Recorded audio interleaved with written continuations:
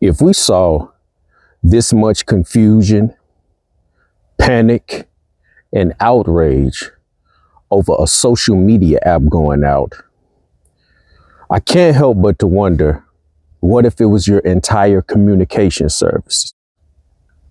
What if next time it was your power grid? We should seriously start to consider ways that we could have things that we had a little bit more control over. I watched millions of people rush to another entire country's website in order to seek refuge for communication. What if it's your power grid? And that day, where would you go? What I'm saying is maybe we should start to have more serious conversations about how could I sustain, my family sustain, and also my community sustain in the case of an emergency. What I'm saying is not far-fetched things.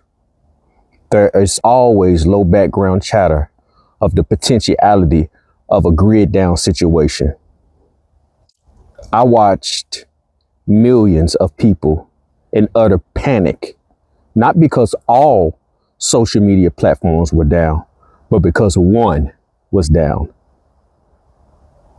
It makes me wonder, what if the entire power grid was down?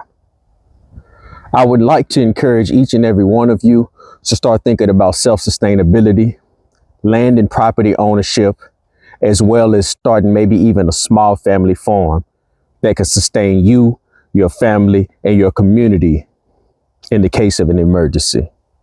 These are things that are much more important than TikTok. For those of you that are wondering how you possibly could acquire land and set up a self-sustaining lifestyle, I would encourage you to check out the book, How to Buy Land When You're Broke and Build a Family Farm. It is the most informative book on the topic that will give you a solid foundation on how to make the transition into setting up a self-sustaining lifestyle. Again, my name is Aisha Yar, and this is the 40 Acre Comeback. Click the shop button below and get your copy.